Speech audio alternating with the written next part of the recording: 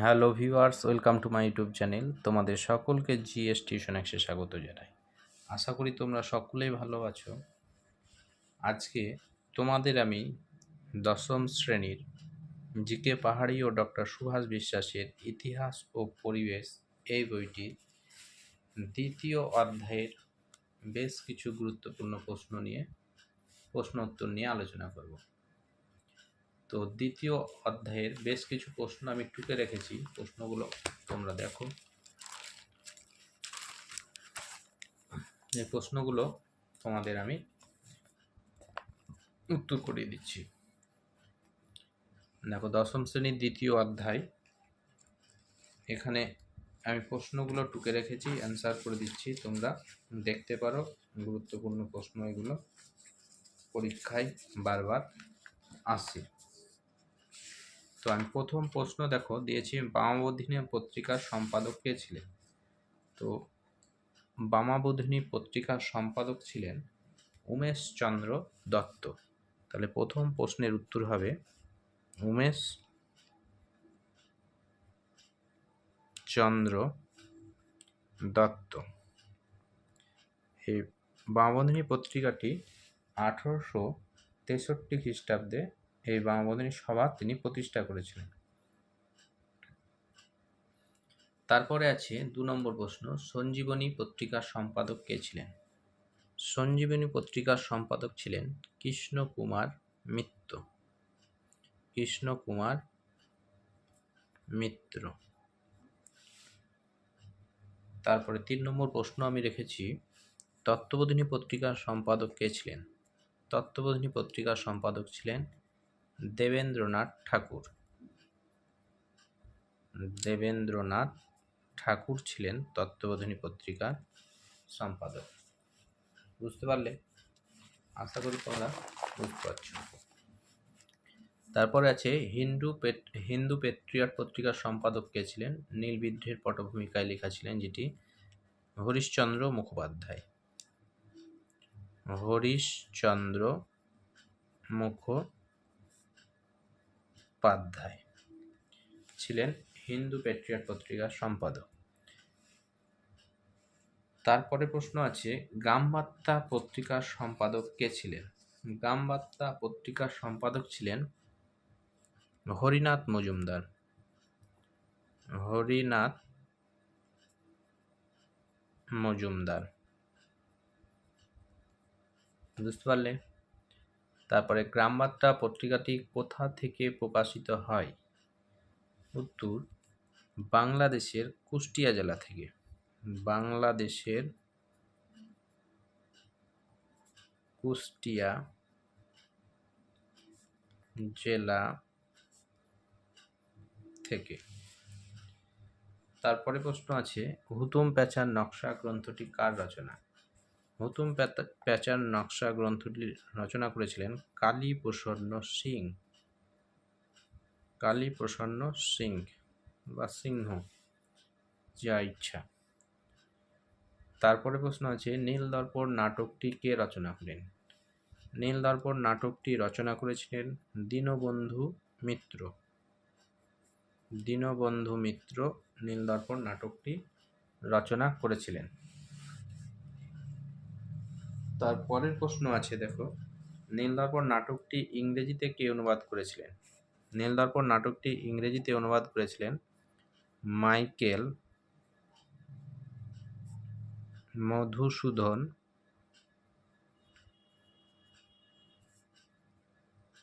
Dutta.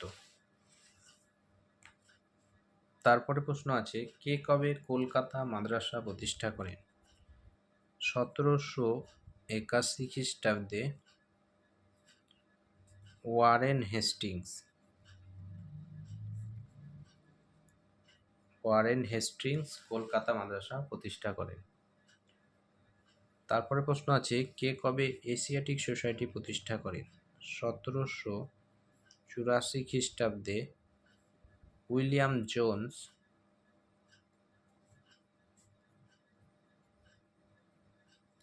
Asiatic society প্রতিষ্ঠা করেন। তারপরে প্রশ্ন আছে, কে কবে ফোর্ট উইলিয়াম কলেজ প্রতিষ্ঠা করেন? তো 1800 খ্রিস্টাব্দে Lord Lord Wellesley fort William college প্রতিষ্ঠা করেন। তারপরে আছে দুজন প্রাচ্যবাদী শিক্ষা সংস্কারকের নাম লেখো।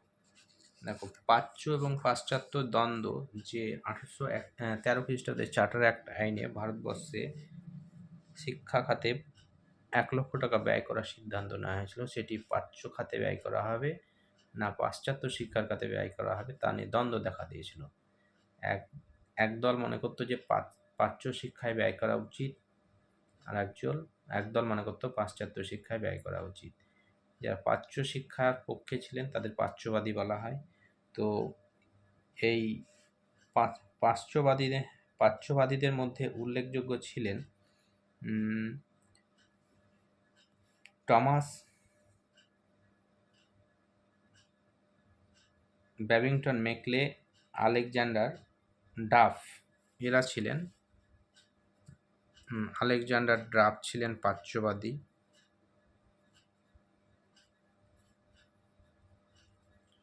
আর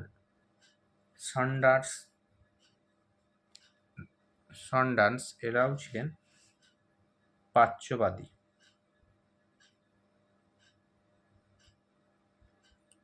আমার একটু ভুল হলো, আলেকজান্ডার ডাফ এবং সন্ডার্স এরা ছিল পাশ্চাত্যবাদী, আর উইলসন, প্রিন্সেপ, কোলব্রুক এরা ছিল প্রাচ্যবাদী।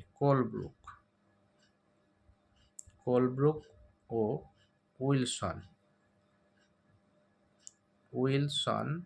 এরা ছিল প্রাচ্যবাদী, আর আলেকজান্ডার ডাফ ও সন্ডার্স এরা ছিলেন পাশ্চাত্যবাদী। তারপরে প্রশ্ন আছে, কে কবে পটলডাঙ্গা একাডেমি প্রতিষ্ঠা করে? তো 1818 খ্রিস্টাব্দে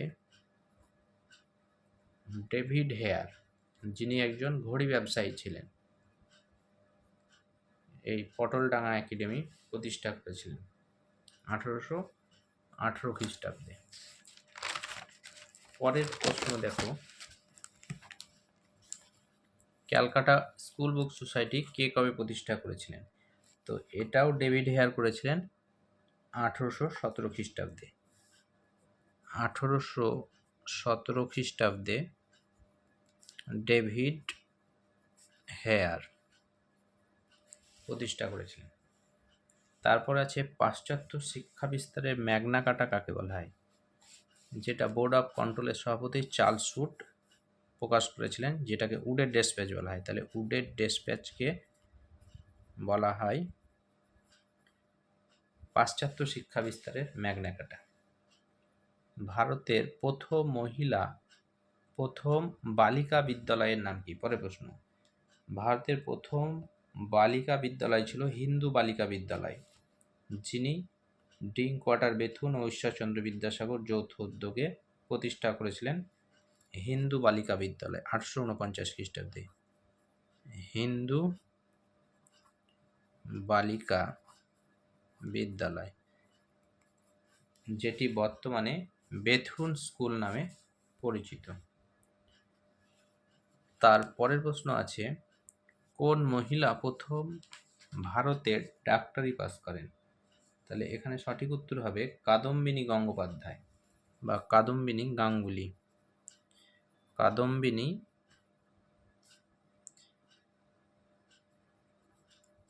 গাঙ্গুলি বা গঙ্গোপাধ্যায় প্রথম ডাক্তারি পাস করেছিলেন।